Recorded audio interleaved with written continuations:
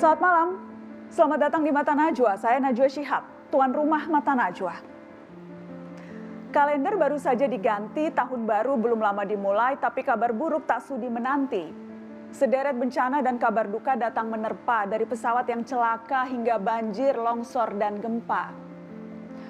Padahal pandemi masih jauh dari tuntas, air mata tahun lalu belum jua lunas. Awal tahun yang luar biasa berat bagi Indonesia, badai kepedihan yang tak terbayangkan datang seketika. Sembari bertanya perilaku mana yang memicu ini semua, mari mencari tahu apa yang bisa kita buat untuk mereka. Inilah Mata Najwa, dikepung bencana.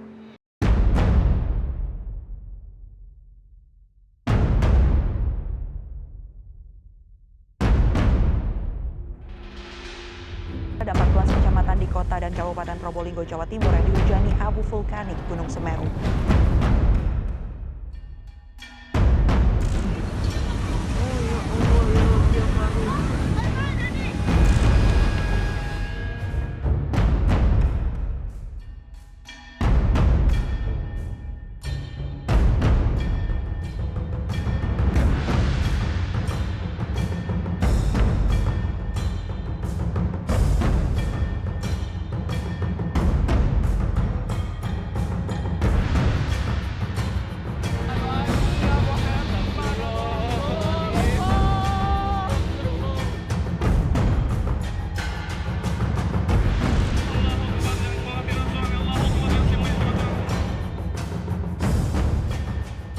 Saya datang untuk memastikan bahwa proses bantuan pada masyarakat terkelola dengan baik.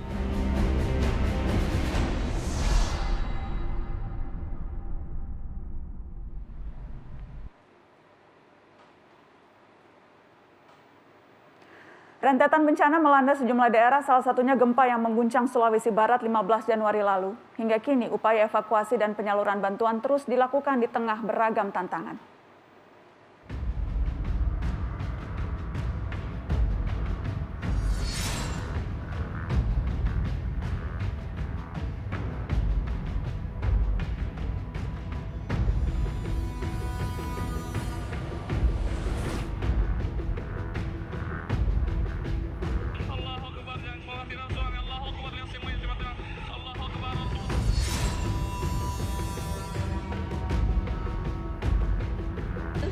Siapa itu di sebelah tak? Catering. Masih bernapas sih? Masih ada suaranya, tapi susah nih. Oh iya, sabar. Masih mau minum, Dek? Ini sementara di bawah. Kami sebentar.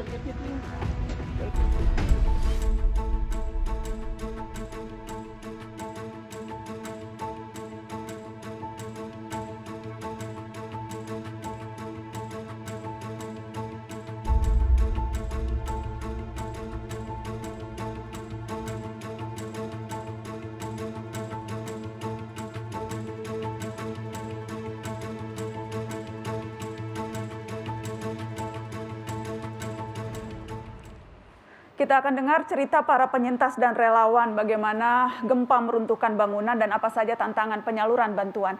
Sudah bergabung dari Makassar, Sulawesi Selatan, Bapak Alexander Pongiman dan keluarga penyintas gempa yang sempat terjebak dalam reruntuhan dan video evakuasinya viral di media sosial. Selamat malam Pak Alex, selamat malam Angel. Selamat malam Mbak Nana. Bagaimana kondisinya Pak Alex, Angel? Sehat Mbak. Alhamdulillah. Jadi sekarang lagi di rumah sakit di Makassar ya Pak Alex? Iya.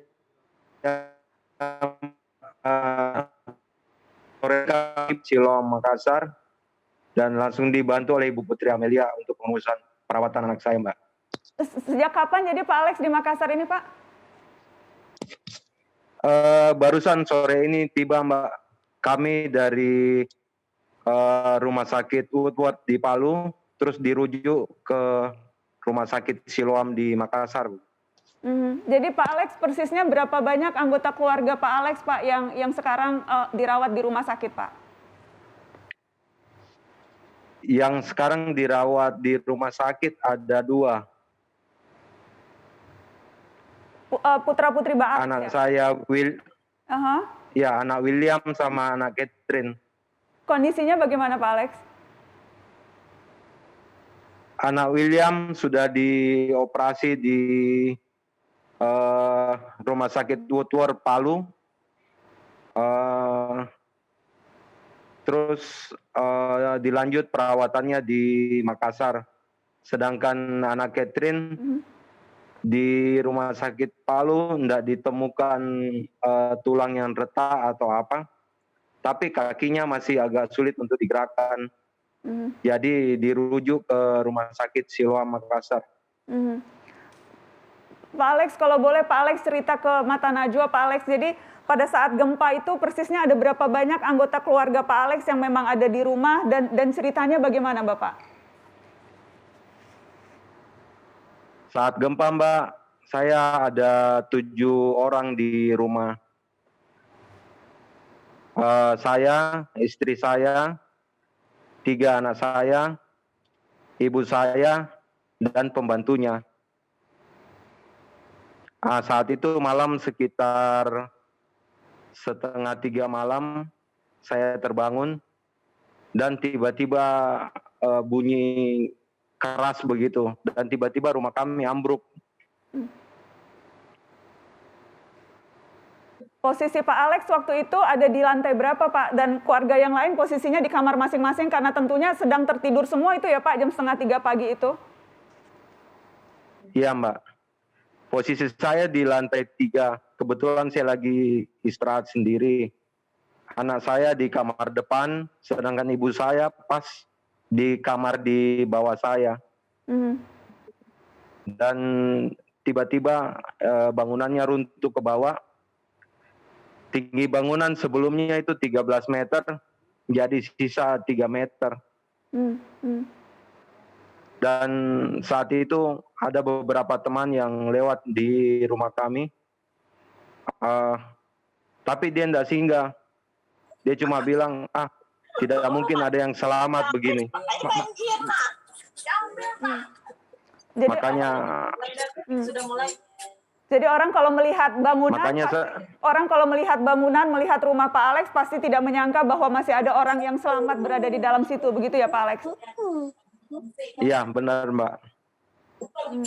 Pak Alex jadi posisi di kamar, kemudian yang lain juga di kamar. Jadi ketika terbangun, tiba-tiba semuanya sudah gelap, sudah runtuh, begitu Pak? Iya. Saya sempat terbangun posisi yang rumah belum runtuh. Tapi 3 detik kemudian, tiba-tiba rumah runtuh dan tiba-tiba gelap begitu. Kan video Angel dan Catherine pada saat terjebak di reruntuhan bangunan itu viral di media sosial itu Pak. Itu terjadi pada saat-saat awal setelah gempa, kemudian ada orang yang melihat Angel terjebak atau bagaimana itu Pak? Itu kemungkinan Mbak, relawan yang bantu kami pada saat kami terjebak begitu. Jadi memang waktu itu masih awal-awal setelah kejadian. Kira-kira jadi jam berapa itu Bapak tidak tahu persis ya Pak? Persisnya jam berapa baru Sekitar kemudian bantuan datang Pak? Kalau saya tidak salah Mbak, sekitar jam 5 karena yang paling pertama bisa keluar itu Angel. Jadi Angel yang dievakuasi pertama, baru kemudian anggota keluarga yang lain, begitu ya? Iya, kemudian ibu saya yang pas di bawah saya, terus pembantunya ibu saya, kemudian Catherine dan William. Tapi yang agak sulit evakuasinya si Catherine dan William. Karena posisi mereka waktu itu di mana Pak? Kenapa lebih sulit? Lebih dalam begitu di kamarnya? Posisinya lebih dalam begitu, baru ada balok besar. Sedangkan posisi William, dia ada di kamar lebih depan lagi. Itu sudah tertutup lantai cor yang ada dari lantai 3. Itu tutup full kamar yang sebelah depan. Jadi posisi William sama sekali tidak kelihatan dari luar. Dia tertutup beton. Kemudian bagaimana ceritanya Pak Alex sempat meminta tolong lewat Facebook? Itu seperti apa Pak? Pada saat pertama kejadian, saya coba telepon ke call center. Terus nggak bisa tembus. Kalau telepon biasa nggak bisa tembus.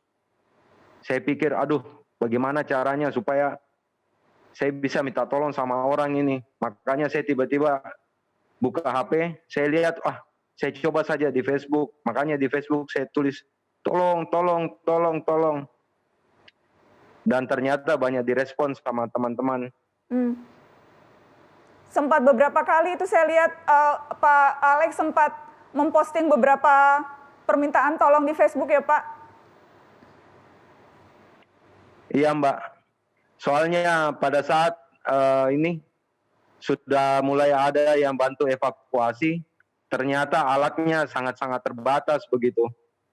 Jadi terpaksa saya posting lagi di Facebook, tolong siapa yang punya dongkrak, punya linggis, punya apa begitu. Dan ada beberapa teman yang respon, dia datang bawa alat itu gitu. Jadi terutama juga teman-teman, ya. Silakan Pak Alex, terutama teman-teman apa Pak? Terutama teman-teman yang dari PSMT Mamuju sangat-sangat membantu juga sama kami. Jadi untung saja waktu itu Pak Alex masih bisa meraih handphone ya Pak di kamar. Kebetulan saja memang ada handphone di dekat Pak Alex atau seperti apa itu, saya membayangkan situasinya kan pasti sudah gelap, kemudian runtuh, di mana-mana ada barang.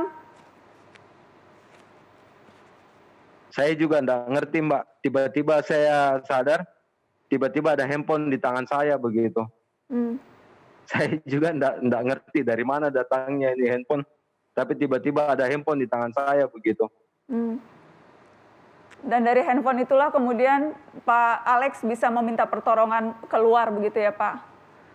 Pada saat masih di dalam rumah sebelum dievakuasi, Pak Alex masih sempat bisa komunikasi dengan Angel, dengan anak-anak Pak Alex yang lain? Bisa Mbak. Saya pas baku samping sama Angel, dibatasi sama tembok. Angel baku samping, nah ibu saya yang sebelah bawah dibatasi sama tembok juga. Jadi masih bisa saling cek kabar, saling cek kondisi begitu ya Pak? Iya, masih bisa saling komunikasi. Saya tidak bisa membayangkan, pasti bingung dan kalut sekali situasinya ketika itu Pak Alex. Ya, seperti itulah Mbak. Iya, Pak Alex, akhirnya bantuan itu datang jam berapa Pak? Yang seingat Pak Alex, berapa lama Pak Alex dan keluarga berada dalam situasi reruntuhan bangunan rumah Pak? Pegawai saya Pak, Mbak, pertama datang itu sekitar jam 4:30. Terus dia minta bantuan, terus ada beberapa yang bantu. Kemudian yang pertama bisa dievakuasi itu Angel, dia pertama sekitar jam 5 begitu, sudah bisa evakuasi. Kemudian ibu saya kira-kira setengah jam berikutnya sampai 1 jam. Dan pembantunya, kemudian saya bisa keluar mungkin sekitar jam 7. Kemudian Catherine dan William bisa keluar mungkin sekitar jam 10. Oh, jadi yang paling sulit evakuasinya posisinya seperti tadi Pak Alex bilang memang William ya Pak ya? Iya, karena posisi lantai beton ini di lubang, anak William pas di bawahnya beton itu. Boleh saya tahu William usia berapa Pak Alex? 9 tahun Mbak. 9 tahun, jadi memang putra bungsu ya Pak? Iya, putra bungsu Mbak. Kalau Angel yang paling sulung, Angel putri tertua? Angel nomor 2 Mbak. Nomor 2. Putri kedua. Jadi Catherine yang nomor 1 ya?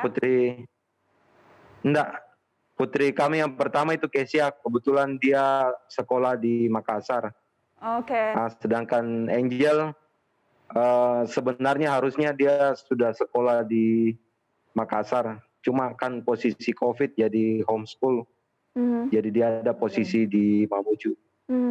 Angel, boleh bicara sebentar dengan Angel. Angel, kondisinya seperti apa? Adek, sehat-sehat Angel? sudah lebih baik dari sebelumnya.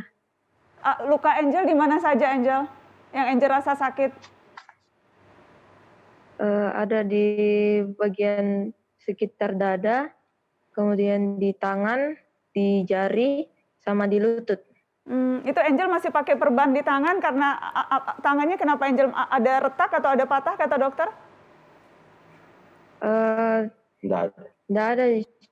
Nggak ada, cuma hanya membantu supaya Tanganku posisinya agak lebih enak begitu ya Angel? Ya, tangannya agak lemah Mbak, jadi dia lebih nyaman kalau digantung. Iya. Agak berat diangkat begitu. Iya, iya. Pak Alex sehari-hari bekerja di Palu ya Pak? Enggak Mbak, saya di Mamuju. Oh di Mamuju, memang di rumah di Mamuju. Iya, memang rumah di Mamuju. Oke, bekerja sebagai apa Pak Alex? Kami di sana spesialis AC mobil Mbak. Jadi ada bengkel di rumah begitu Pak? Ada bengkel di rumah. Ya, Bapak sudah ada rencana ke depan seperti apa atau memang betul-betul gempa ini membuat seluruh pekerjaan jadi tertunda dan sebagainya pastinya Pak. Bengkelnya juga hancur Pak. Ya mungkin awalnya Mbak, bengkelnya dulu mau dibenahi untuk kemudian bisa mulai lagi Mbak. Pak Alex sendiri, kalau tetangga-tetangga sekitar, apakah memang juga kondisinya seperti Pak Alex, rumahnya hampir rata dengan tanah begitu Pak? Ada beberapa yang betul-betul hancur rata dengan tanah, tapi ada beberapa juga sebagian yang melesak masuk ke tanah begitu. Jadi beda-beda begitu ya Pak? Iya Mbak. Apa harapan Pak Alex dan Angel sekarang Pak?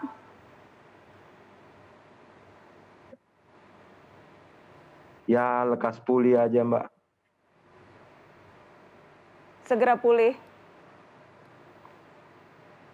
Angel, ada sesuatu yang ingin Angel sampaikan? Ada harapan tertentu? Atau Angel mau menyampaikan sesuatu?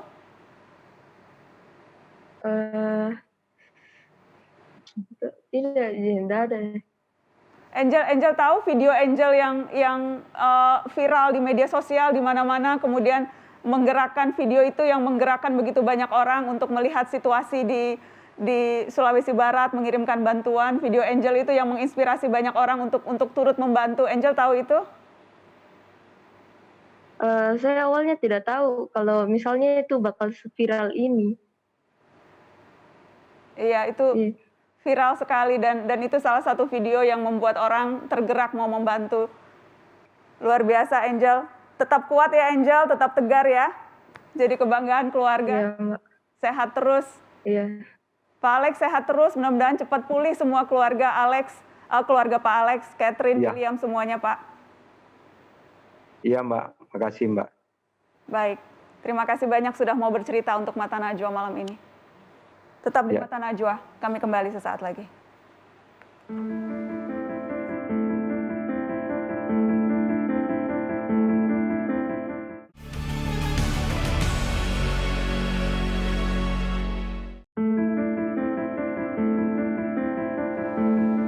Sejumlah objek vital di Sulawesi Barat roboh diguncang gempa, salah satunya kantor Gubernur Sulawesi Barat. Selain itu dampak gempa juga mengisolasi sejumlah kawasan hingga menyulitkan penyaluran bantuan. Sudah bergabung dari Sulawesi Barat, Rahman, security kantor Gubernur yang sempat terjebak 12 jam dalam reruntuhan. Dan Zakir Sabar, relawan dari Universitas Muslim Indonesia di Makassar. Selamat malam Pak Rahman, selamat malam Pak Zakir. Selamat malam Bu Nono. Baik, saya ingin ke Pak Rahman dulu. Pak Rahman, jadi pada saat gempa memang sedang bertugas, sedang menjaga kantor gubernur, begitu Pak Rahman? Iya Mbak, malam itu kan saya masuk jam 8 malam.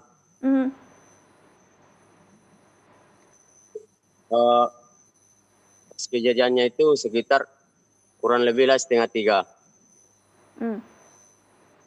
Pak Rahman, posisi waktu itu di mana Pak?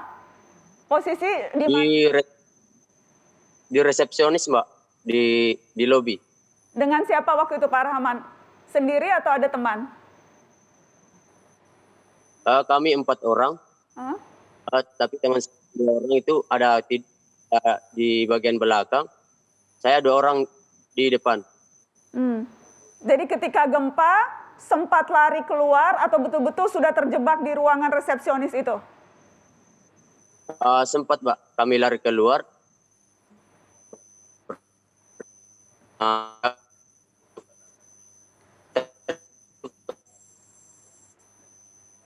Pak Rahman, Iya, Mbak. boleh diulang Pak Rahman, sempat terputus sinyalnya? Pas kejadian sempat lari Mbak keluar. Kemudian sampai di mana? Pas- Katanya terjebak sampai 12 jam, posisinya seperti apa itu Pak? Iya Mbak, saya terjebak selama 12 jam. Karena pas kami lari, kami terjatuh. Posisi kami waktu itu tengkurap Mbak.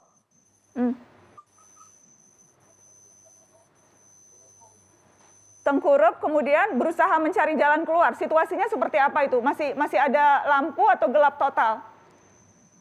Wah, gelap sekali Mbak. Mencari jalan, merayap ke tempat, cari jalan keluar, cuman tidak ada Mbak. Gelap sekali. Sama sekali tidak ada penerangan? Tidak ada sekali Mbak, gelap sekali. Kemudian, Bahkan bagus kalau ditutup mata.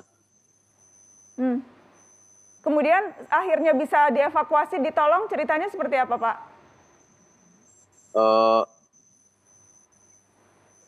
Setelah pagi, saya lihat ini ada cahaya. Wah, itu mungkin jalan saya keluar nanti. Sambil teriak, minta tolong orang di luar. Saya arahkan di sini, sekitar sini ada cahaya. Kemudian tim evakuasi di luar, saya arahkan di sini, dekat ini ada cahaya, kata saya sambil teriak. Kemudian ada yang dengar dan datang membantu? Iya Mbak. Pak Rahman, ada luka-luka di badan Pak? Cuman ada Mbak.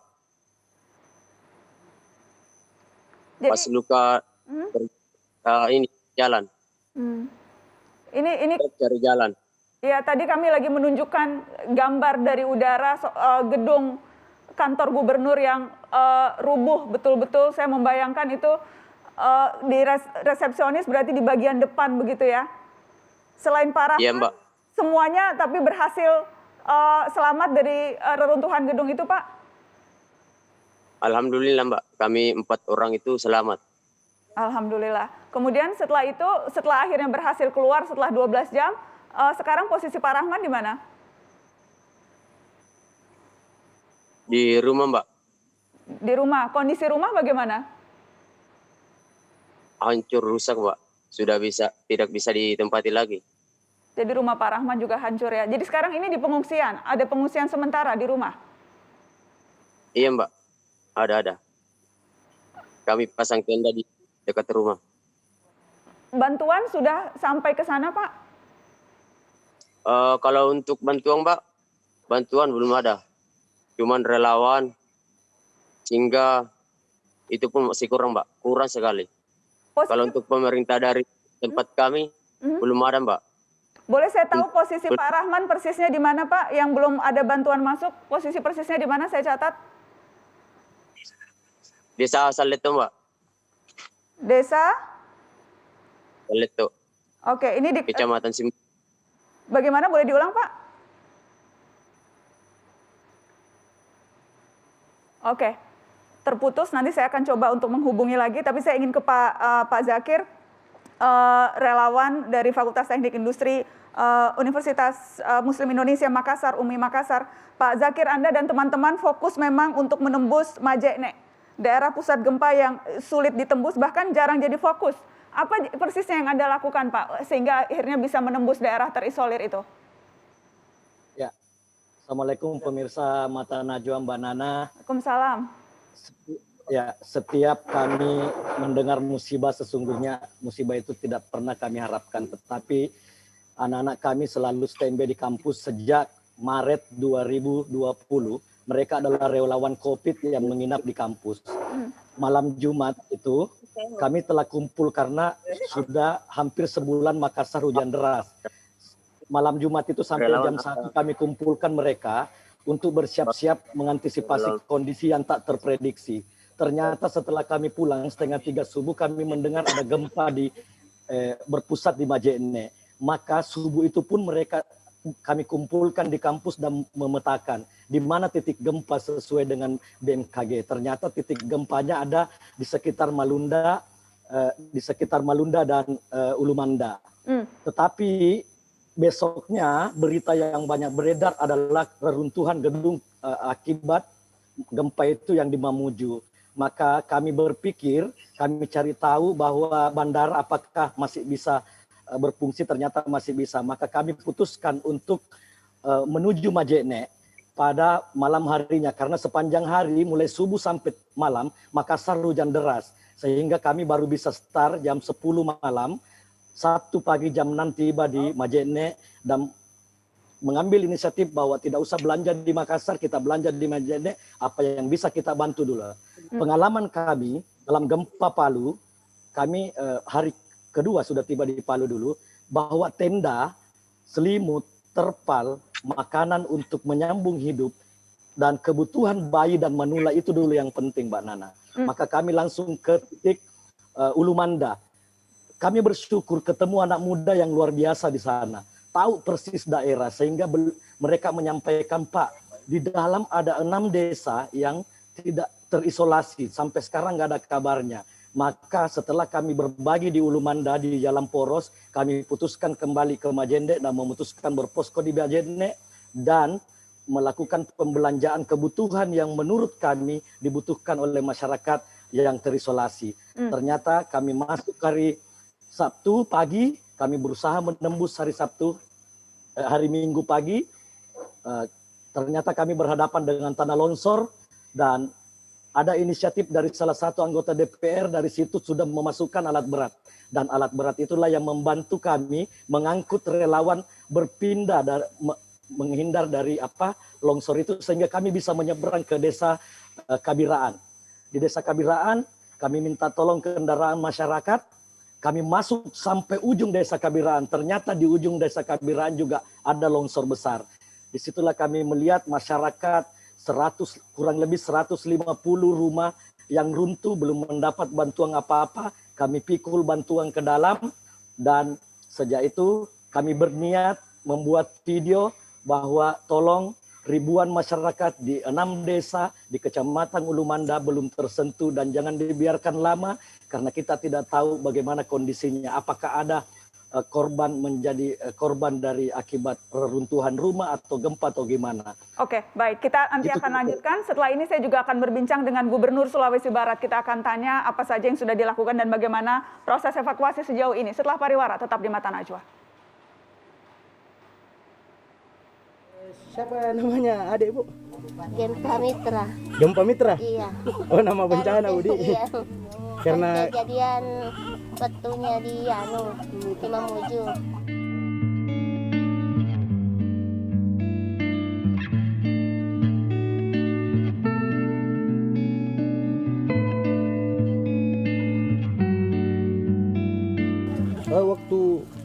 waktu gempa apa yang kita lakukan waktu di keadaan rumah sakit itu? Ya pas gendong anakku ke Patete langsung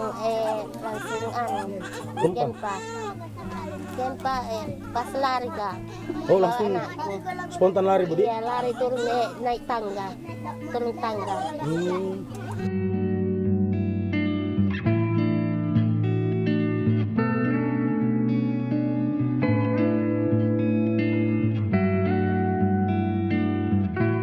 Kenapa bisa tembus naik ke sini? Ya Nah, pigul Kak, banyak orang di sini.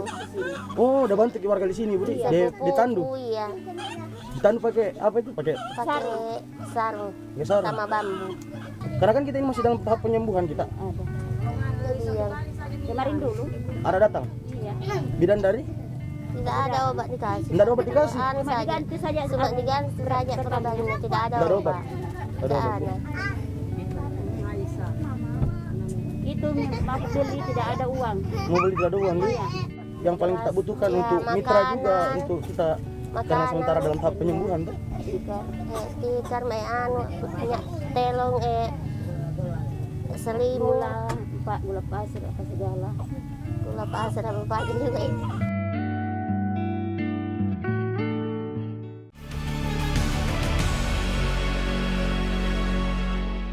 Ya, bagaimana pemerintah daerah menangani situasi krisis di tengah bencana? Saya sudah terhubung dengan Gubernur Sulawesi Barat, Ali Baal Masdar. Selamat malam, Assalamualaikum Pak Ali. Selamat malam, Assalamualaikum, Waalaikumsalam. Sehat-sehat Bapak, kok kabarnya? Kabar baik, Alhamdulillah. Masih Alhamdulillah. dalam keadaan sehat walafiat. Alhamdulillah. Pak Ali, saya ingin tahu sejauh ini Pak, proses evakuasi terhadap korban gempa, masih adakah yang daerah yang belum terjangkau? Kalau daerah terjangkau hampir sudah 95%. Tinggal satu kecamatan yaitu Kecamatan Ulu Manda. Itu pun Kecamatan Ulu Manda tinggal mungkin 3-5 dusun atau 5 desa yang belum terjangkau karena memang terlalu parah jalan ke sana dan memang masih banyak batu-batu terhamburan di situ. Dan sekarang kita dalam kondisi memperbaiki semuanya. Saya baru berkunjung tadi ke sana bersama Pak Doni, BNPB, dan melihat kondisi dan Pak Kapolda, dan Rem, semuanya kita ke sana. Dan alhamdulillah kita sudah masukkan di situ helikopter, ada 7 helikopter di sini yang memberikan sembako ke daerah-daerah yang jauh-jauh yang ada di Ulu Manda, ya. Oke, Pak, apakah bantuan itu di-drop langsung ke lokasi pengungsian atau mereka masih korban atau penyintas gempa ini masih harus mendatangi posko-posko tertentu, Pak? Oh, saya sendiri mengantar langsung helikopternya bersama Pak Sekda langsung ke Ulu Manda, ke desanya. Sudah 2-3 hari yang lalu sampai tadi ini. Kemudian saya sendiri langsung ke daerahnya juga dan kita semuanya sudah bergerak semuanya. Jadi hampir semuanya sampai di pelosok ini sudah terjangkau dengan masalah sembako. Oke, karena Pak saya tadi berbincang juga dengan salah satu warga yang berada di Desa Saleto, Kecamatan Simboro, Pak Rahman, yang kebetulan bekerjanya juga di kantor gubernur, Pak. Tadi mengatakan masih minim bantuan di sana, Pak. Ya mungkin ya nanti kalau kurang kita tambah lagi karena ini kan banyak yang harus dihadapi tapi banyak juga relawan kita yang mendorong ke sana sembako-sembako yang lain. Mudah-mudahan sudah nyampe juga di tempatnya semuanya. Dan semua juga terlibat OPD terlibat semuanya. Oke, Pak Rahman, ada yang mau disampaikan langsung ke gubernur, Pak Rahman? Baik, tampaknya terputus, tapi tadi saya sempat catat desanya Pak, Desa Saleto, Kecamatan Simboro, Mamuju. Saya titip, boleh dititip Pak untuk dicek kondisi di sana ya Pak ya. Saya ingin ke... Cek. Ya, Pak Rahman bisa langsung bicara dengan gubernur Anda, Pak Rahman. Ya, bicara ya. Assalamualaikum Pak Gub yang terhormat. Waalaikumsalam. Bawa kadamu. Alhamdulillah Pak, baik-baik. Ya, alhamdulillah. Bagaimana Pak? Ya, Pak Rahman, jadi apa yang dibutuhkan Pak Rahman, yang saat ini dibutuhkan Pak Rahman, keluarga dan warga di sana, Pak? Baik, tampaknya terputus lagi, tapi sekali lagi nanti kita akan mencoba menghubungi. Saya ingin ke Pak Zakir dulu. Pak Zakir, apa saja yang Anda temui di lapangan, Pak Zakir, yang perlu jadi perhatian pemerintah supaya proses ini bisa dipercepat? Ya, Mbak Nana, saya paham keterbatasan sumber daya manusia dan lainnya oleh pemerintah, tetapi relawan kami telah memprogramkan satu model camp pengungsi. Kami insya Allah mulai hari Jumat sudah di Desa Kabiraan yang baru hari ini bisa ditembusi dengan sepeda motor. Itu kita akan bikin per dusun campnya, Mbak. Campnya per dusun kita belikan solar cell untuk listrik tenaga surya. Kita kumpulkan di lapangan, kita listrik putus, transport putus, komunikasi putus. Kita juga akan bekali HT, tenda, terpal, selimut dan sebagainya. Kita coba menggerakkan partisipasi masyarakat untuk bikin dapur umum. Karena kita tidak berharap semuanya harus pemerintah. Itu kira-kira kita akan membuat 10 titik camp-camp pengungsi dengan mengerahkan 30 unit solar cell. 30 unit itu berarti 3.000 watt. 3.000 watt, Mbak. Hitungan kita adalah satu tenda cukup 10 watt. Di sisi lain, setiap camp pengungsi kita akan bikin sekolah darurat. Arahan Dirjen Dikti bahwa bikinkan untuk anak-anak belajar malam. Kami disupport oleh Perhimpunan Tionghoa Indonesia, Dewan Masjid Indonesia, Persatuan Insinyur Indonesia. Jadi memang kami disupport untuk membuat dalam kondisi bencana semua warga bantu warga. Jadi tidak hanya pemerintah yang bergerak, tapi juga relawan seperti Pak Zakir. Baik, saya ingin ke Pak Gubernur. Pak Gubernur, saya ingin konfirmasi informasi yang sempat beredar hari ini bahwa korban gempa bumi di Mamuju, Sulawesi Barat untuk mendapatkan bantuan harus membawa KK, kartu keluarga. Betulkah itu, Pak? Ya, jadi begini, kita kan ini sudah berjalan, saya mulai dari awal ya, supaya jelas semua ya. Silakan, Pak. Ya, jadi saya supaya tidak siur anunya, jadi titik pengungsian ini Mamuju itu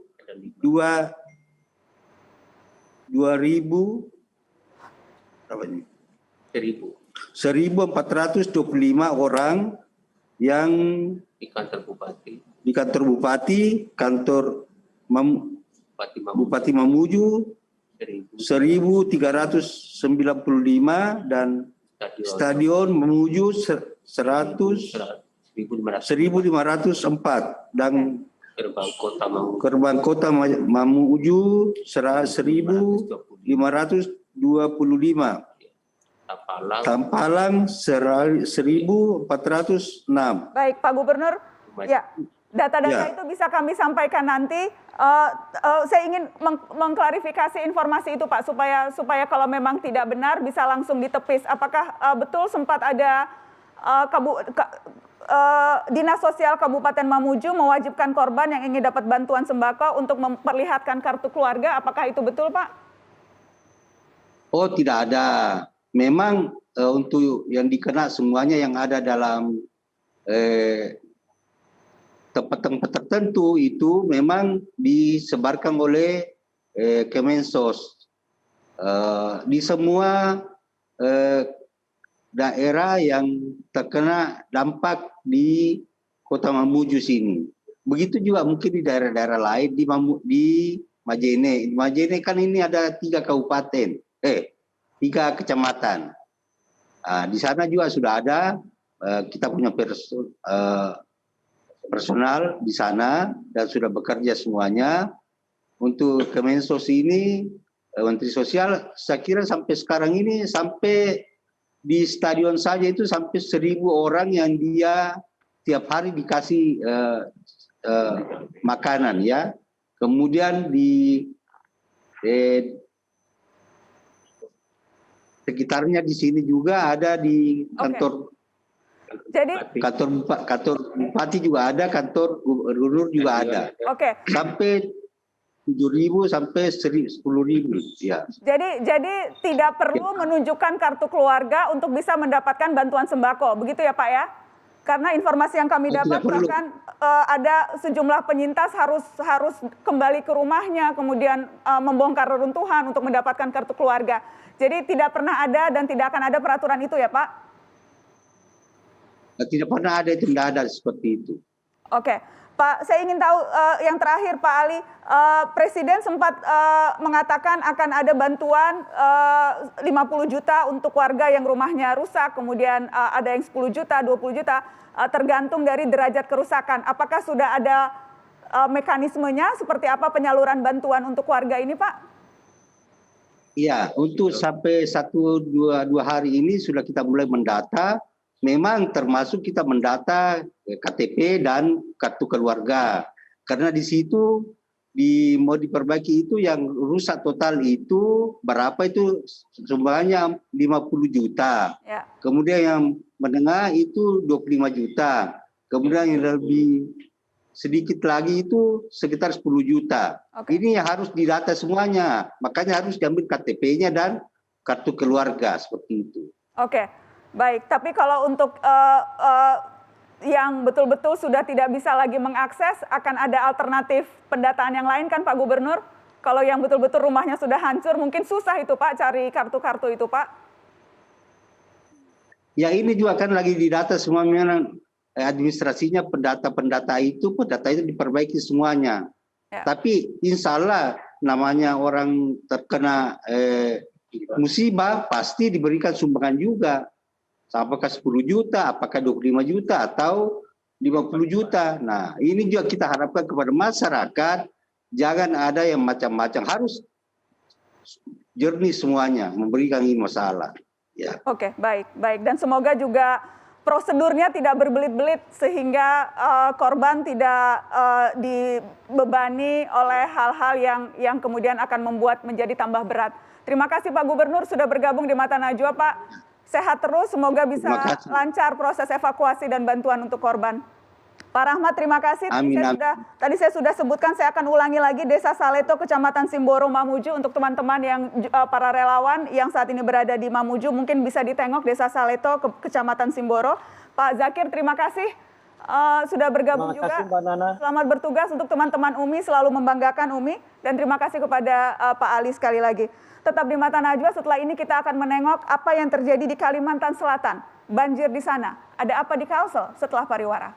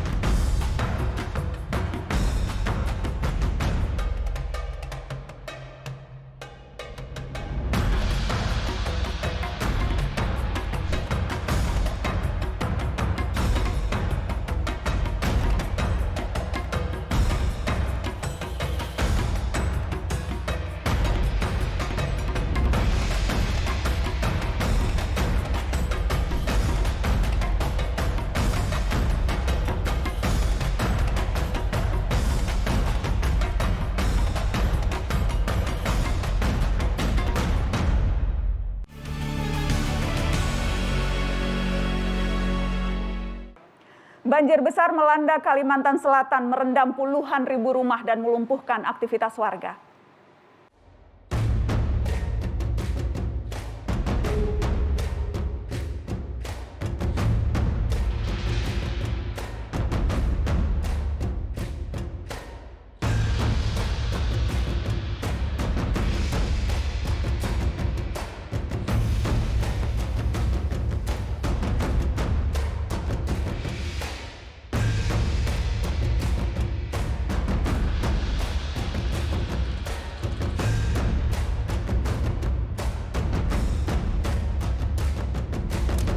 Curah hujan yang sangat tinggi, hampir 10 hari berturut-turut, sehingga daya tampung Sungai Barito yang biasanya menampung 230 juta meter kubik, sekarang ini masuk air sebesar 2,1 miliar kubik air, sehingga memang meluap di 10 kabupaten dan kota. apa yang memicu banjir yang disebut Presiden Jokowi terbesar sejak 50 tahun terakhir ini? Sudah hadir di studio Mata Najwa secara virtual, Koordinator Kampanye Walhi, Edo Rahman. Selamat malam, Bang Edo. Selamat malam, Mbak Nana. Terima kasih sudah bergabung secara virtual di Mata Najwa. Sebelum saya berbincang dengan Anda, Bang Edo, saya ingin kita mendengarkan cerita para korban banjir. Saya sudah bergabung dari Kalimantan Selatan, ada Ibu Nurjanah dan Pak Ahmad yang rumahnya masih terendam hingga malam ini. Assalamualaikum, Ibu Janah, Pak Ahmad. Waalaikumsalam warahmatullahi wabarakatuh. Saya ke Ibu Nurjanah dulu. Ibu sekarang mengungsi di mana, Ibu Janah? Mengungsi di tempat saudara, Mbak. Berapa orang Ibu di rumah ini, di rumah saudara ini? Di sini mengungsi ada 7 kakak ya, bersaudara keluarga di sini. Ya sekitar 24 kepala. 24 orang di situ? Kumpul di sini. Kumpul semua ya, di situ 24 orang. Itu keluarga besar Ibu Janah semua ya? Iya. Ibu Janah kalau di iya, rumah iya, sebelumnya tinggalnya sama siapa Ibu biasanya? Sama anak berdua lagi. Berdua, jadi Ibu bertiga biasanya. Rumah seberapa tinggi Bu banjirnya? Kalau posisi sekarang masih di atas lutut. Sekitar 50 atau 60 cm. Jadi air yang merendam. Oke. Nah, pas lagi tinggi-tingginya itu seberapa tinggi yang sampai kemudian Ibu Janah harus mengungsi? Kemarin kami mengungsi itu sekitar 20 cm. Kemudian cepat banget itu naiknya, airnya itu meluap ke atasnya itu cepat banget. Sampai 1 meter gitu, nggak berani tinggal di rumah lagi karena kan di sini daerah rawa, banyak takut ular segala macam gitu, takut bahaya tambah naik lagi. Jadi kami berpikir mengambil keputusan untuk mengungsi cari aman. Ibu sehari-harinya bekerja apa, Bu Janah? Saya petani, Bu. Petani. Ya. Lahan pertanian juga terendam, Bu. Kenapa Mbak? Kalau jadi lahan tani Ibu juga terendam air nih, kena banjir juga? Kalau sekarang, iya. Sekarang posisi di lahan pertanian kami sampai seleher orang dewasa airnya yang merendam. Jadi benih-benih bibit yang kami tanam itu semua mati. Padahal sebelumnya udah. Ada itu harapan kami. Bagaimana? Udah mulai tabur benih. Jadi sudah pasti itu nggak bisa dipanen ya, Bu? Nggak bisa. Udah semua mati, Mbak Nana. Selain bertani, Ibu juga saya dengar berjualan juga di pasar, Bu. Betul, Bu? Iya, jual kaki 5 lah. Itu ngelapak di pasar untuk bertahan hidup. Karena kan di Banjarmasin itu padinya yang kami tanam itu padi lokal, Mbak Nana. Jadi panennya itu cuma satu kali setahun, 6 bulan panen gitu. Jadi tak ada hujan. Jadi untuk bertahan, kalau cuma mengharapkan itu mungkin kita nggak cukup membiayai ongkos hidup dan anak-anak gitu kan. Nah makanya saya jualan juga di pasar gitu, ngelapak ya di samping-samping orang gitu untuk bertahan. Biasanya dapat berapa Ibu sehari dari jualan di ngelapak? Iya sekitar 30-50 ribu lah, Mbak Nana. Dan sekarang akhirnya karena banjir sudah lahan pertanian nggak bisa lahan dipanen, pertanian diharapkan, kemudian ya lapak pasar juga udah nggak bisa ditemani karena semuanya banjir, Mbak Nana. Ibu pernah nggak mengalami kejadian banjir sebesar ini, Bu? Nggak pernah. Saya di Banjarmasin sejak umur 5 tahun sampai seusia gini belum pernah menemukan banjir separah ini, Mbak Nana. Kalau dari perbincangan Ibu atau dari perkiraan Ibu, kenapa kira-kira tahun ini banjirnya bisa sebesar ini? Dari pengamatan Ibu? Kalau pengalaman saya sih tahun ini curah hujannya tinggi banget. Kemudian saya nggak ngerti kan ya Banjarmasin daerah dataran rendah itu karena hujan di daerah gunung itu daerah atas daerah hulu kata orang Banjar itu kan kayaknya turun airnya ke Banjarmasin nggak seperti ininya banyak banget yang tumpah ke Banjarmasin gitu. Mereka di sana, teman-teman yang keluarga saya kan banyak di Darulu, kampung asal saya kan juga di daerah Tabalong gitu. Udah beberapa tahun sering banjir juga di sana, tapi nggak nyampe ke Banjarmasin. Tahun ini karena apa mungkin faktor alamnya yang sudah nggak terjaga lagi ininya atau gimana gitu kan ya. Jadi imbasnya ke Banjarmasin, Mbak Nana. Faktor lahan tidak terjaga lagi, apa Bu misalnya? Apakah memang Ibu lihat di daerah sana banyak area tambang atau kemudian lahannya memang sudah susut karena dipakai untuk ditebang? Apa yang Ibu lihat, Bu? Kalau saya lihat di sana kan yang jelas di daerah hulu itu kan banyak tambang, Bu. Biasanya kalau sepengetahuan saya yang awam, kalau tambang itu kan kalau mau nambang tuh otomatis pohon-pohonnya ditebang. Nah, kalau yang sama yang saya tahu kan untuk menahan air itu kan pohon-pohon yang besar-besar itu kan bisa menahan lajunya air, bisa menyimpan percikan air. Itu jadi mungkin nggak ada yang menahan lagi, lalu artinya jatuhlah dia ke daerah bawahan dan Banjarmasin, daerah dataran rendah, otomatis kena imbas. Akhirnya sampai juga ke Banjarmasin efeknya. Bu Jana, jadi saya ingin Ibu sekarang di rumah keluarga 24 orang, itu sudah dapat bantuan atau cara masaknya untuk kasih makan 24 orang itu sehari seperti apa, Ibu? Kalau di sini kami patungan aja, Mbak Nana, seswadaya. Alhamdulillah ada juga sih bantuan dari relawan, dari posko-posko gitu, ada sedikit.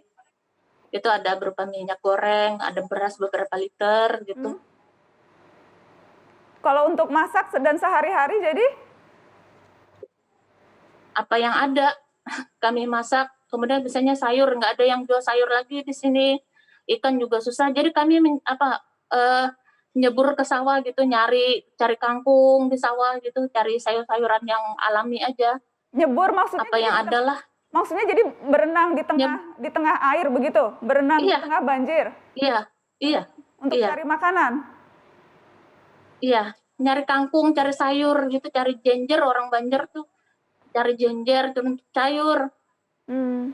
Apa yang ada. Boleh tidak Ibu saya lihat kondisi rumah Bu Jana? Oh ini kalau pencer-pencer sih sebagian ada yang kerja. Bisa Mbak Nana. Tapi berantakan banget. Nih, sekarang ya Mbak Nana ya. Boleh Ibu. Jadi persisnya lokasi di mana Bu Jana sambil cerita Ibu, persisnya lokasi di mana Ibu ini? Saya di Kelurahan Sungai Lulut.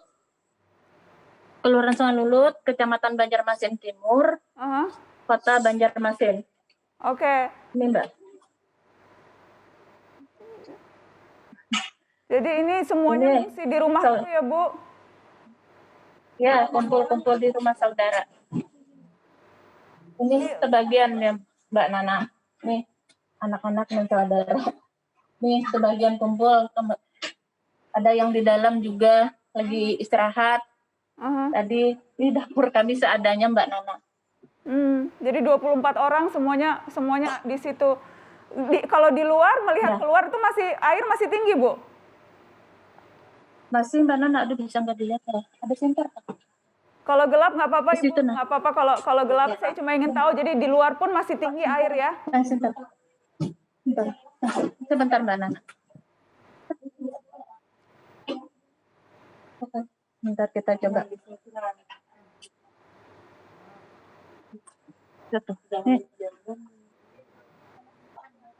Ini Mbak Nana, airnya di bawah rumah ya. Ini keadaan. Ini rumah panggung ya Bu Jana? Rumah panggung Mbak Nana, Banjarmasin semuanya rumah panggung. Jadi bahkan rumah panggung pun tapi airnya tetap tinggi ya, padahal rumahnya sudah rumah panggung. Iya, ini rumah sudah tertinggi di sini Mbak Nana. Ini masih ketinggian air. Iya, di kawasan di lingkungan saya ini, rumah Ade ini alhamdulillah baru bangun, dia bangunnya lebih tinggi gitu, rumah saudara ini. Ini ketinggian air masih dilihat di terasnya Mbak Nana.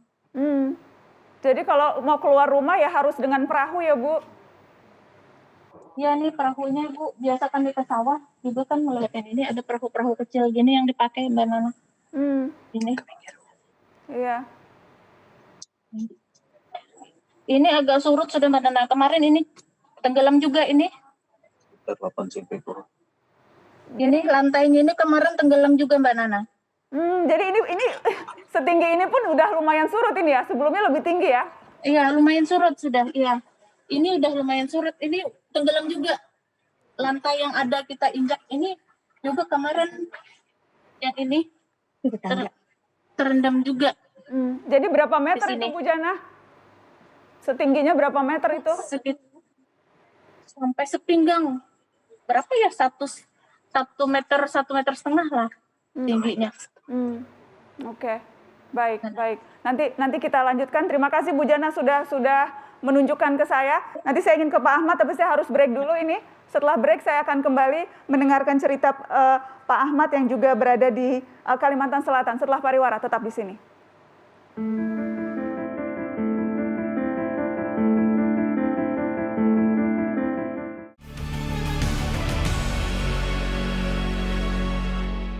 Saya ingin kembali ke Kalimantan Selatan, tepatnya ke Kabupaten Banjar di Martapura, di Desa Bincal. Di sana ada korban banjir, Pak Ahmad.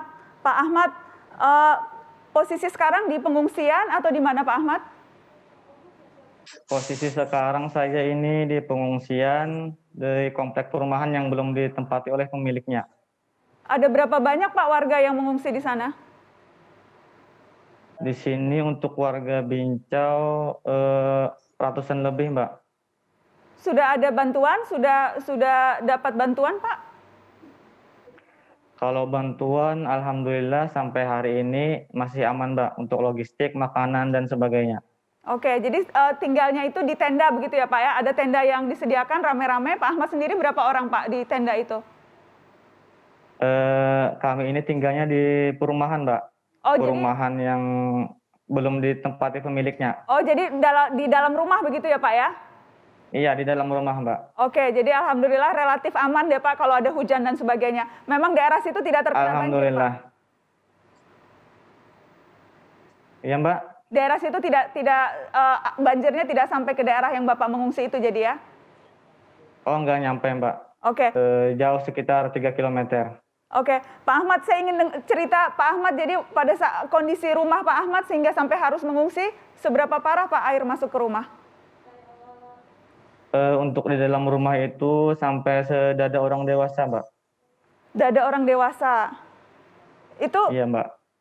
Itu airnya tiba-tiba tinggi begitu atau Pak Ahmad sempat perlahan-lahan sehingga sempat menyelamatkan barang-barang dulu atau bagaimana Pak? Untuk itu airnya kemarin perlahan dulu, setelah barang diamankan cukup tinggi, airnya naik terus, Mbak. Terus nggak cepat lagi diselamatkan sesudah airnya naik. Iya, ini kita lagi melihat video yang Pak Ahmad kirim untuk Mata Najwa. Sampai sekarang pun kondisinya bagaimana? Sudah mulai turun? Ini video yang Bapak kirim, ini video hari ini ya Pak ya? Itu video kemarin, sampai hari ini airnya tetap, Mbak. Nggak berubah, jadi kondisinya yang masih seperti ini yang kita lihat di video malam ini ya? Masih seperti itu, cuma warnanya udah berubah jernih, Mbak. Sudah lebih jernih warnanya, oke. Iya, Mbak. Pak Ahmad sudah berapa lama tinggal di daerah situ, Pak? Pernah tidak banjir seperti ini? Dari lahir udah tinggal di desa itu, Mbak.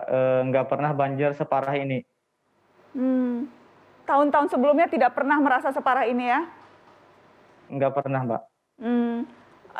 Menurut Pak Ahmad, kira-kira kenapa Pak kok ini parah sekali banjirnya? Kalau menurut saya, pertama kan hujan terus-menerus beberapa hari. Jadi debit air terus meningkat. Mungkin hutan tanda hujannya udah berkurang. Saya juga kurang mengetahui karena saya bukan bidangnya di sana. Cuma masyarakat biasa, tapi menurut informasi dari Pak yang sudah berpengalaman, memang begitu sih, Mbak. Oke, tapi yang jelas menurut sepanjang Pak Ahmad di sana tidak pernah merasakan banjir separah ini, begitu ya Pak ya? Oke, saya ingin nggak pernah, Mbak. Ya, saya ingin ke Pak Iwanre, relawan Balakar 654 yang sekarang berada di Banjarmasin. Pak Iwan, Anda relawan yang juga membantu proses evakuasi. Secara umum bagaimana situasi yang Anda lihat sekarang Pak di sana? Ya, alhamdulillah. Assalamualaikum warahmatullahi wabarakatuh. Kami dari tim Balakar 654. Untuk situasi Banjarmasin, untuk kota khususnya, alhamdulillah Mbak, jadi agak sedikit berkurang. Namun air pasang masih berlangsung dengan jam-jam tertentu, dan alhamdulillah dalam beberapa hari ini tidak ada turun hujan selama 3 hari ini. Demikian. Jadi itu membantu proses evakuasi karena kalau hujan tentunya lebih sulit. Sekarang kalau Pak Iwan mengevakuasi di titik-titik mana saja Pak? Ya, kami kemarin tanggal 12 itu kita dapat informasi pada saat genting. Kita dulu saat itu berada di kota Banjarmasin dan melalui informasi di beberapa grup WhatsApp bahwa di Pengaron, tepatnya di Kabupaten Banjar, itu sangat genting. Kami lihat dari tayangan video, semua hampir desa di sana terendam oleh air. Nah, disitulah kami sebagai relawan bergerak untuk menuju ke sana dengan menggunakan roda 4 sesuai dengan koordinasi dengan organisasi kami di 5 kecamatan Kota Banjarmasin itu banyak tergabung dan langsung berangkat dengan jam 16.30 dan kami menyampai di sana jarak tempuh kurang lebih 2,5 jam Mbak Najwa. Dan sampai sekarang, rencana sampai kapan Pak proses ini akan terus Anda dan teman-teman lakukan? Ya, sehubungan kami kemarin setelah menyampai di sana untuk setelah datang di lapangan, kami siapkan peralatan, bentuk tim, gabungan yang ada di Kabupaten Banjar dan Hulu Sungai juga. Dari kota kami bergabung bersama TNI Polri pada saat itu dan emergensi gabungan dan semua bergerak. Dan setibanya kami di sana, dari tim sebagai wilayah sana sudah menyiapkan tali seperti perahu karet, namun perahu karet terbatas, hanya ada 3 yang kita pantau di sana. Tapi kedatangan kami juga membantu pada saat itu, bergabunglah dengan mereka, karena desa yang terdampak banjir itu cukup panjang, luar biasa panjangnya, bahkan hampir berapa kilo, karena kami keterbatasan anggota. Jadi yang kami evakuasi itu hanya sebagian-sebagian yang jarak tempuhnya kurang lebih 1 jam, itu hanya menggunakan alat tradisional. Bahkan juga perahu karet itu kan ada seluk-beluk yang susah kami masuki karena terhalang oleh pohon, ditambah dengan arusnya yang luar biasa derasnya itu. Kurang lebih berapa knot kita kurang tahu, yang pasti menghanyutkan, kekuatan arusnya menghanyutkan bahkan rumah, Mbak. Jadi itu yang tantangan terbesar, salah satu yang dihadapi relawan di lapangan ya, karena arus yang deras, kemudian juga tadi alat yang terbatas dan jarak tempuh ke desa yang betul-betul berjauhan. Baik. Saya ingin ke Walhi. Tadi saya sudah perkenalkan ada Bang Edo Rahman, koordinator kampanye Walhi. Apa yang teman-teman Walhi temukan dari banjir kali ini? Bang Edo. Ya, terima kasih Mbak Nana. Jadi ya saya kira ini adalah duka yang sangat luar biasa gitu ya, dengan Indonesia yang dikepung bencana dan tidak sedikit juga memakan korban. Nah, kalau bicara soal banjir yang terjadi di Kalimantan Selatan, jadi hasil pengamatan teman-teman Walhi Kalimantan Selatan bahwa ya hampir setengah dari daratan di Kalimantan Selatan saat ini misalnya itu sudah sudah ada intervensi aktivitas ekstraktif di sana yang tentu juga menurut kami ini adalah memberikan faktor juga gitu ya, ada faktor pengaruh besar juga sehingga kemudian banjir yang terjadi hari ini tuh sangat luar biasa, Mbak Nana. Jadi tidak semata-mata karena faktor curah hujan yang ekstrim begitu ya? Ya. Menurut kami bukan semata-mata hanya faktor karena curah hujan yang tinggi gitu ya, tapi ada faktor lain yang mempengaruhi juga gitu. Sampai kemudian banjir yang terjadi hari ini bisa menjadi besar seperti ini. Oke, nanti kita akan lanjutkan. Setelah ini saya juga akan berusaha menghubungi perwakilan pemerintah daerah dari Kalimantan Selatan. Kita akan coba untuk menghubungi setelah pariwara, karena itu tetap di sini di Mata Najwa.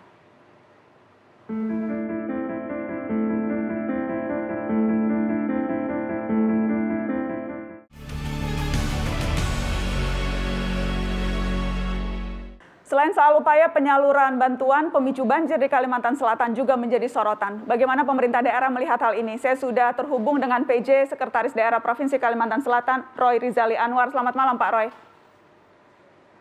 Malam, Mbak. Pak Roy, fokus Pemda saat ini di daerah mana saja, Pak? Karena kalau kita lihat kan hampir merata ini kabupaten yang terendam banjir. Ya, alhamdulillah tadi saya komunikasi terakhir dengan Sekda Barabai. AST kondisi air sudah mulai turun. Kemarin yang sempat beberapa hari kemarin itu yang kondisinya sangat parah. Kemudian saat ini yang paling parah itu masih terlihat di Kabupaten Banjar. Kemudian Banjarmasin sudah mulai meluap juga airnya, dan Baritokuala yang kita ketahui. Tapi yang paling parah saat ini di Kabupaten Banjar, Pak. Upaya-upayanya untuk memastikan proses distribusinya merata, termasuk ke warga yang mengungsinya ke rumah-rumah, Pak. Seperti tadi misalnya tamu saya di Mata Najwa, Ibu Nurjana, itu mengungsinya di rumah keluarga, tapi di sana ramai begitu, ada 7 kepala keluarga, ada 24 orang, dan sulit mendapatkan bantuan. Bagaimana bisa menjangkau warga-warga ini, Pak? Ya, yang pasti saya sampaikan upaya yang sudah dilakukan Pemprov Kalsel. Gubernur sudah menetapkan status tanggap darurat di Kalimantan Selatan selama 14 hari sejak tanggal 14 Januari 2021 sampai dengan tanggal 27 Januari 2021. Pemprov telah membentuk pos komando yang terletak di halaman kantor BPBD Provinsi Kalimantan Selatan sejak tanggal 15 Januari 2021. Pemprov telah melibatkan unsur TNI, Polri, masyarakat, dan dunia usaha untuk melakukan penanganan darurat, termasuk dalam penyelamatan dan evakuasi korban terdampak, seperti distribusi kebutuhan dasar, makanan, minuman, lauk pauk, dan obat-obatan, serta sarana dan prasarana seperti perahu karet, mendirikan dapur umum, pos kesehatan, serta tempat penampungan pengungsi. Itu yang kita lakukan. Kita juga melibatkan relawan, hampir sebanyak 3.500 orang, relawan yang terdiri dari PMI, Balakar, Orari, Pramuka, dan organisasi lainnya yang kita libatkan. Baik. Kita juga mendirikan posko kesehatan di seluruh wilayah Provinsi Kalimantan Selatan, Mbak. Itu yang sudah kita lakukan. Baik, saya ingin ke soal penyebab, Pak Roy. Apakah memang Pemda juga mengakui bahwa ini tidak sepenuhnya karena curah hujan yang ekstrim, tapi karena kerusakan lingkungan, Pak? Untuk penyebab yang pasti saat ini kita lihat bahwa kondisi yang sudah terlihat adalah anomali cuaca yang cukup tinggi, curah hujan yang cukup tinggi dengan kondisi luar biasa dibandingkan normal, di mana curah hujan yang sangat tinggi, hampir 2 miliar lebih meter kubik yang terjadi pada kondisi 3-4 hari yang lalu, pada tanggal 10 sampai dengan tanggal 13 Januari. Terkait kondisi lain yang terjadi, itu saya rasa mungkin perlu penelitian yang lebih detail terkait ini. Dan memang kondisi seperti ini pernah terjadi pada tahun 1928, khususnya di daerah tangkapan air Barabai. Kondisi ini kami sinyalir merupakan periode ulang 50 atau 100 tahunan. Apakah ada kerusakan alam yang terjadi? Saya rasa mungkin harus ada penelitian yang lebih lanjut. Kita akan libatkan teman-teman dari akademisi maupun profesional untuk melakukan penelitian ini. Pak Roy, tapi saat ini kami yakin, maaf saya potong Pak Roy, kalau soal penelitian rasanya sudah banyak yang sangat tinggi yang Pak kami Roy. rasa Kalau soal penelitian rasanya sudah banyak data-data yang menunjukkan hal itu, termasuk data-data dari Walhi yang menunjukkan hal itu. Jadi kalau mau penelitian lagi rasanya saya ingin lempar ke Walhi. Pemerintah daerah Kalimantan Selatan katanya menunggu penelitian. Kalau dari temuan Walhi, apa yang bisa disampaikan? Ya, paling tidak kita bisa cek. Itu adalah informasi awal yang Mbak Nana, ya, bisa kami bahwa dari total daratan Kalimantan Selatan, berapa banyak sih sebenarnya yang saat ini sudah dibebani dengan izin-izin gitu ya, entah itu di berbagai sektor gitu ya. Nah, yang penting dan kemudian izin-izin yang muncul ini kan bukan setahun 2 tahun kemarin gitu. Ini sudah bahkan ada yang 20 tahun, ada yang 15 tahun. Nah, kalau kemudian apakah pada saat pemberian izin tidak dilakukan penelitian dulu, tidak dilakukan kajian dulu, dan kemudian hari ini kemudian untuk dijadikan lagi alasan untuk meneliti lagi kan gitu, mengkaji apakah kemudian betul ada hubungannya dengan banjir hari ini dengan dampak kerusakan ekosistem kawasan hutan yang ada hari ini di Kalimantan Selatan, Mbak Nana. Silakan Pak Roy, karena kalau dari KLHK saja mengatakan penurunan luas hutan alam di Kalsel itu mencapai 62,8%.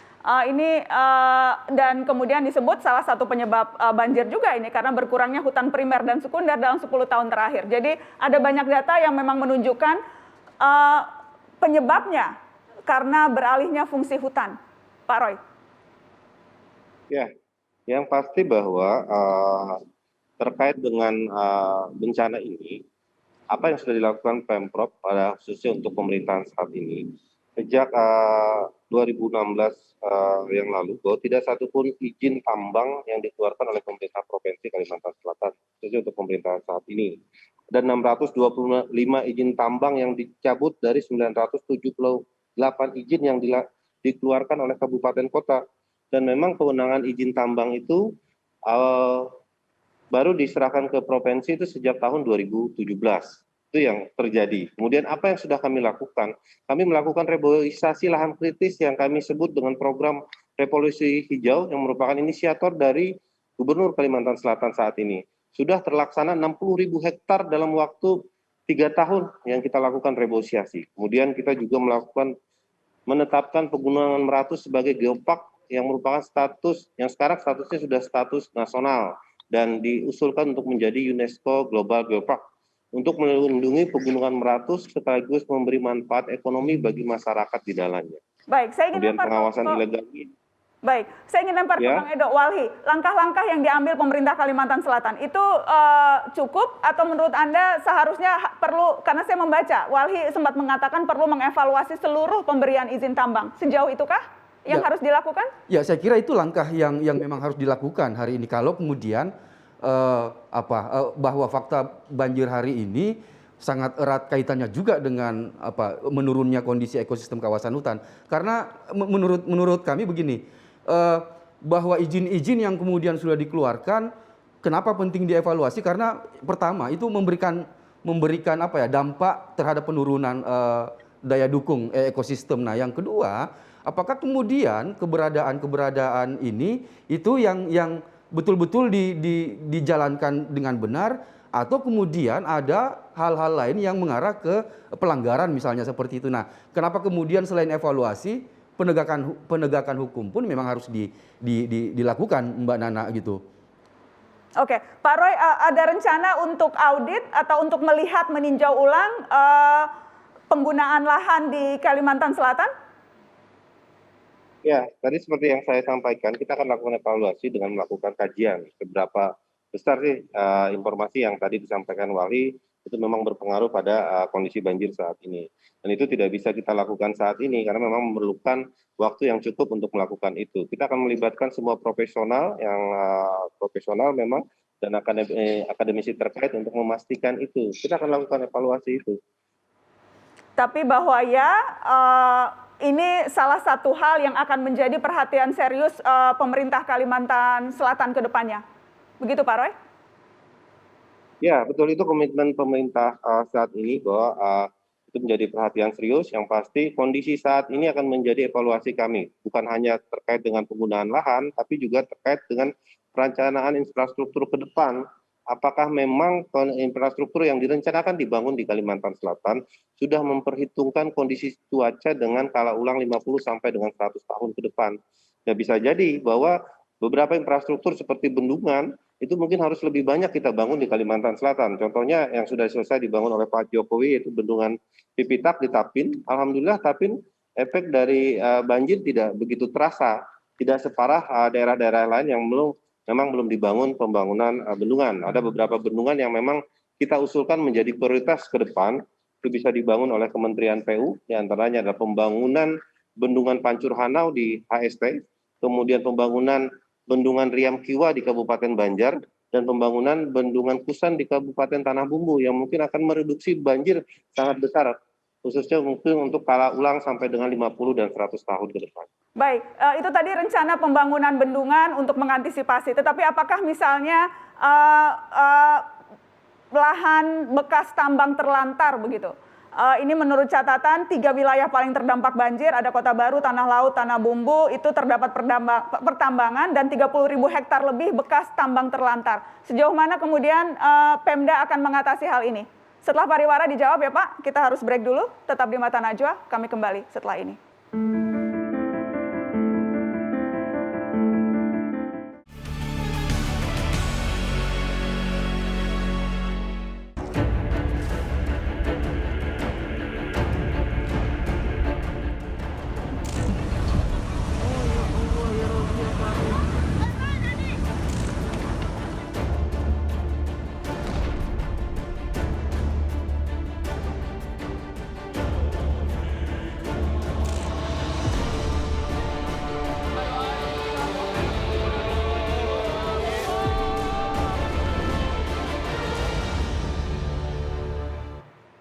Dikepung bencana, saya ingin kembali ke Edo Rahmat, Koordinator Kampanye Walhi. Bang Edo, soal tambang terlantar, ini juga PR yang harus dilakukan oleh pemerintah Kalimantan Selatan. Tanggapan Anda soal itu? Ya, saya kira memang harus segera dilakukan ini Mbak Nana, karena ya paling tidak ini memberikan komitmen bahwa betul akan ada dilakukan perubahan, bagaimana mengevaluasi penataan ruang, apalagi kemudian kemarin baru menyelenggarakan pilkada dan pemerintahan baru ke depannya. Saya kira ini harus menjadi fokusnya gitu ya, mengevaluasi penataan ruang. Yang paling penting adalah melakukan penegakan hukum. Yang tambang-tambang terlantar tadi kalau memang tidak diurus ya harus dilakukan penegakan hukum tentunya. Baik, Pak Roy silakan menjawab sekaligus menutup.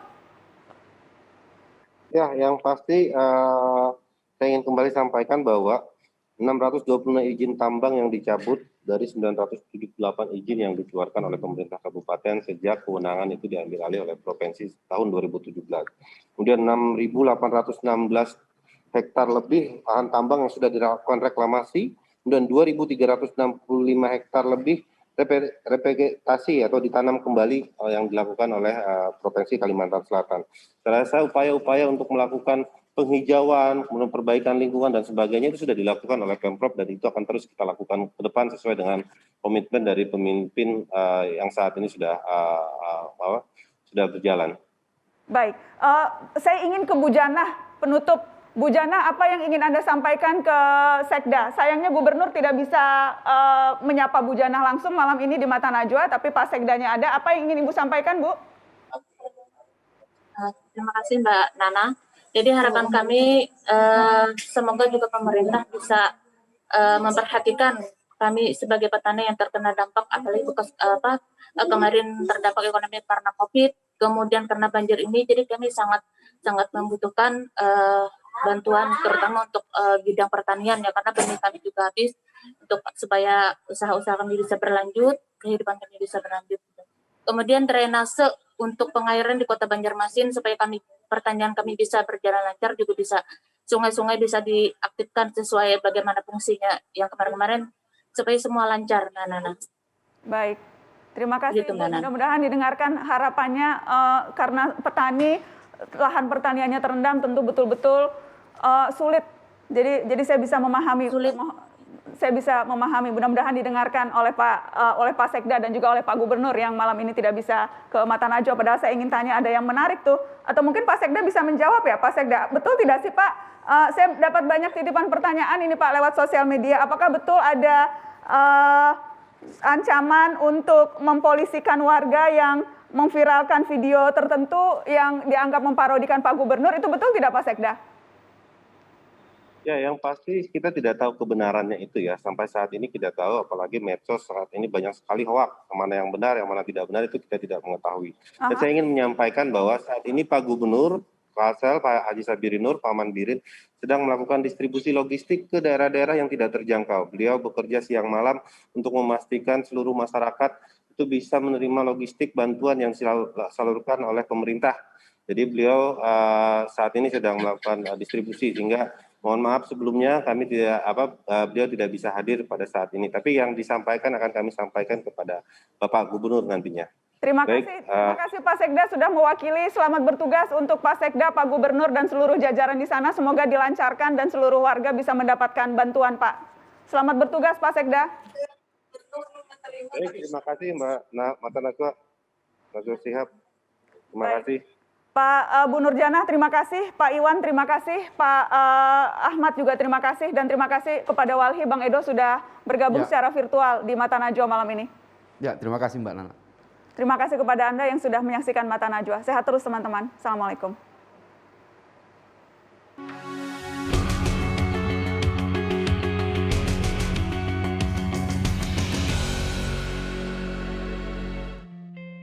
Ilmu pengetahuan kita masih belum seberapa, kerap gagal membaca gerak alam raya. Tapi kita terus mendaku dikdaya, merasa sanggup mengatasi semesta, selalu rakus, mengeruk, dan menjala. Barangkali kita memang spesies tiada duanya di muka bumi, makhluk ajaib yang gemar menghancurkan huniannya sendiri. Lalu berpura-pura lupa penyebab banyak bencana, sembari berdalih dengan alasan-alasan yang sempurna. Kita bisa bersikap lebih baik daripada biasanya. Kita diberkahi akal untuk mengurut pangkal muasalnya. Tak ada yang sudi berjumpa kedukaan 2 kali, saatnya memperlakukan alam dengan rendah hati. Yang tak diterjang pedihnya petaka, bantu sesama dengan ragam cara, bergeraklah selagi masih bisa. Warga bantu warga menjadi prinsip yang sungguh jatmika, sambil merakit hikmah agar menjadi umat yang waskita.